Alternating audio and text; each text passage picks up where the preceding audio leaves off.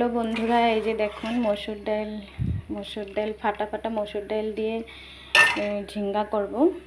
দেখুন ঝিঙ্গাটা অল্প ভাপ দিতে রাখলাম, অল্পটুক ভাপ দিয়ে নেব, তখন ঝিঙ্গার একটা গন্ধ হয়, ওই গন্ধটা থাকে না।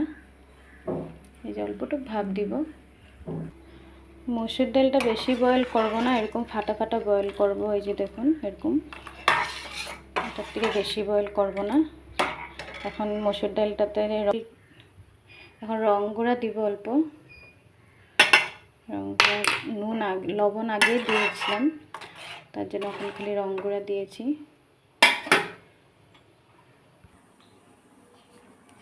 এই যে দেখুন ঝিঙ্গাটা এরকম হয়েছে, বেশি বয়েল করব না, খালি একটু ভাপ দিব।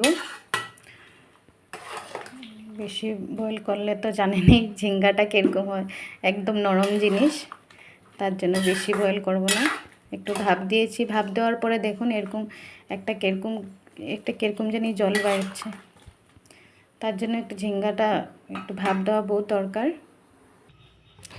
যে কড়াই গরম হয়ে গেছে, এটা অল্পটুক তেল দিব, 3টা শুকনো মরিচ দিব,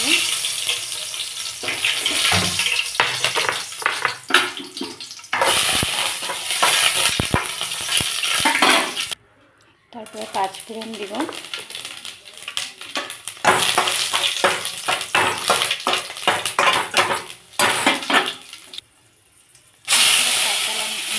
টমেটো, কাঁচা লঙ্কা, তারপরে অল্প করে লবণ দিব। লবণ তো ডাইলে আছে, তার জন্য বেশি দিব না, অল্প লবণ, অল্প জিরা আর অল্প রং গুঁড়া। মশলাটাকে অল্পটুকু ভাজবো।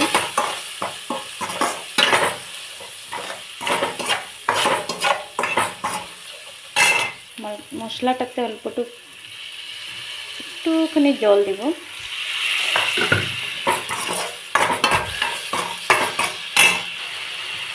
তারপরে ঝিঙ্গাগুলো দিয়ে দেবো এটাতে।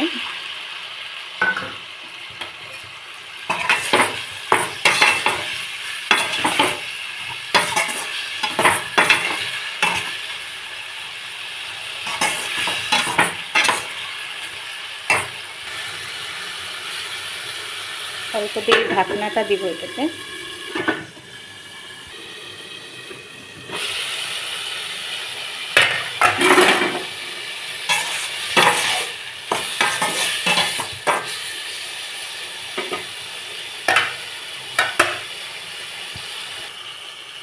এই যে দেখুন এরকম হয়েছে, এরকম হওয়ার পরে এই যে ডালটা এটাতে দিয়ে দেবো। ডালটা এটাতে অ্যাকচুয়ালি শুকনো মরিচ দিয়েছি, তার জন্য আমার গলাতে অনেক লাগছে, আমি কিছু বলতে পারছি না। এই যে দেখুন এরকম হয়েছে, এটাকে এখন একটু দেরি ঢাকনা দিয়ে রাখবো। এই যে দেখুন এরকম হয়েছে, ডালটা হয়ে গেছে। এখন এটাতে এখন নাগা ধনিয়া পাতা দিব,